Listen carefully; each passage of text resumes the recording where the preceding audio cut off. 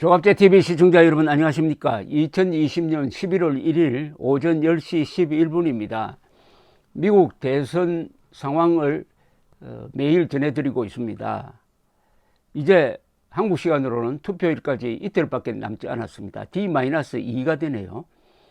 현재 여론조사를 우선 집계한 걸 정리를 해드리겠습니다. 전국 평균으로는 바이든이 9%포인트 앞서는 걸로 나옵니다. 이렇게 크게 벌어진 것은 1996년 클린턴과 밥돌 격돌 이후에 처음이라고 합니다. 그때도 클린턴이 현직 대통령으로서 크게 이겼습니다.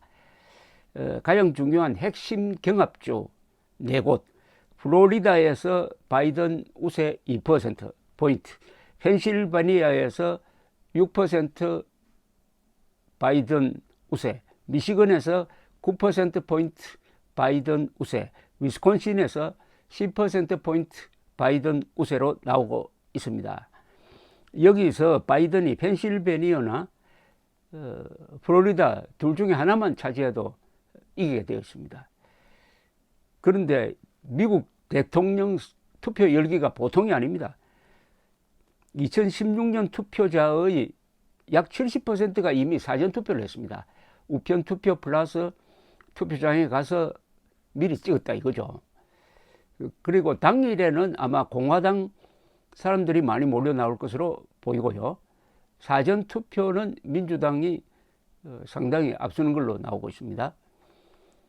3%포인트 앞서가는 주를 기준으로 해가지고 이 예상을 하면은, 계산을 하면은 바이든 예상 득표가 291표, 근데 270표가 당선권입니다.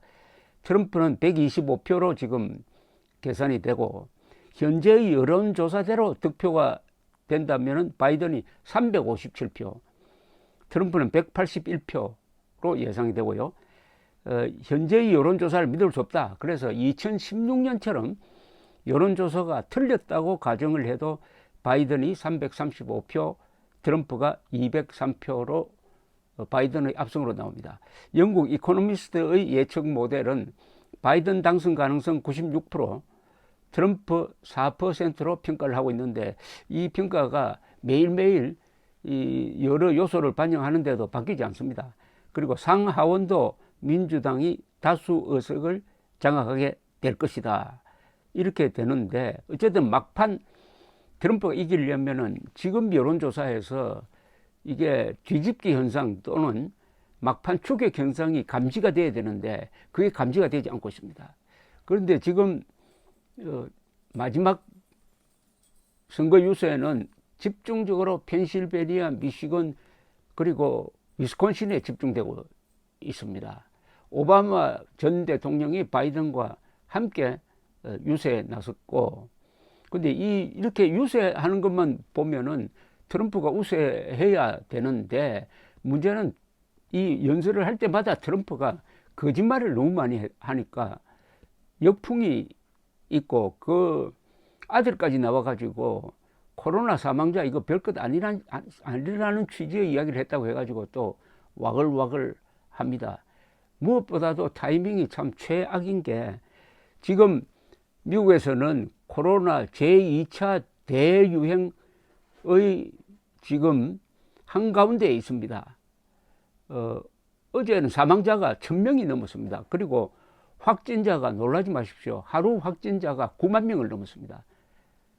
하루 확진자가 한국의 전체 확진자의, 지금까지 누적 확진자의 한 3배쯤 된다고 그러면은 과연 이런 사람이, 이런 대통령이 당선될 수 있겠느냐 이거죠.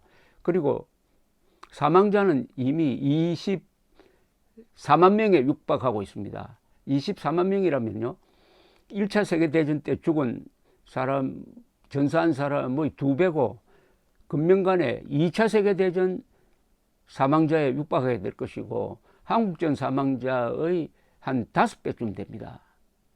이런 대통령을 과연 미국 사람이 뽑겠습니까?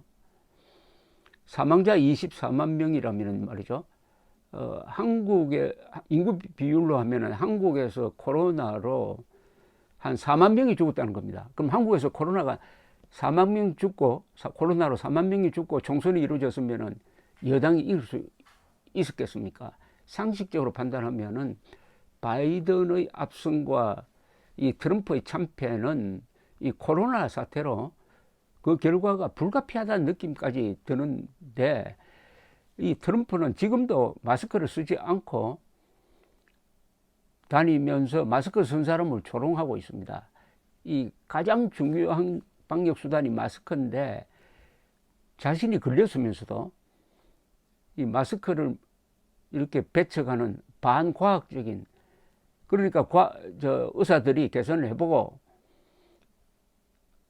마스크를 쓰도록 대통령이 앞장서서 캠페인하고 했더라면은, 또 강제화하고 했다면은 사망자의 반은 10만 명 이상은 목숨을 잃지 않아도 되었을 것이다, 이렇게 이야기를 합니다.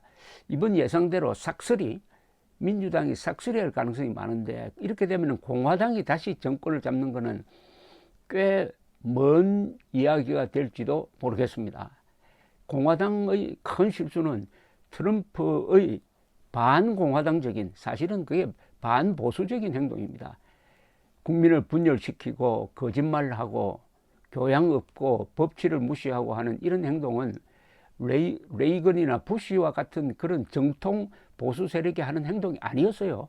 장사꾼 트럼프의 공화당이 인질이 되어가지고 트럼프의 행패를 견제하지 못한 그 대가를 공화당이 치르게 되면 앞으로 상당 기간 정권을 달아나기 어렵게 될 것이다. 그 예가 1932년 선거에서 대공황을 막지 못했다 해가지고 당시에 허버트 후버 공화당 대통령이 지고 프랭클린 루즈벨트가 등장해가지고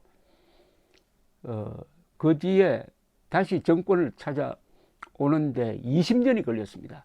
공화당이 20년 동안 정권을 잡지 못했습니다.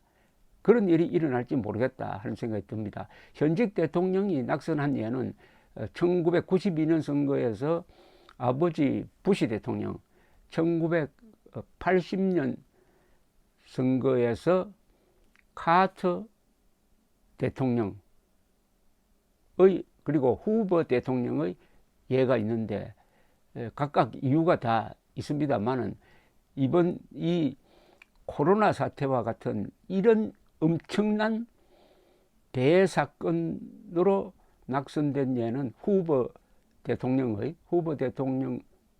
대공황 이후에 처음이라고 생각됩니다. 대공황과 요새 일어나고 있는 이 코로나 사태는 그게 한국인뿐만 아니라 세계 모든 사람들의 삶에 영향을 미치는 점에서 결코 대공황에 못지않는 문명사적 사건입니다. 이 문명사적 사건을 관리해야 할 세계의 가장 큰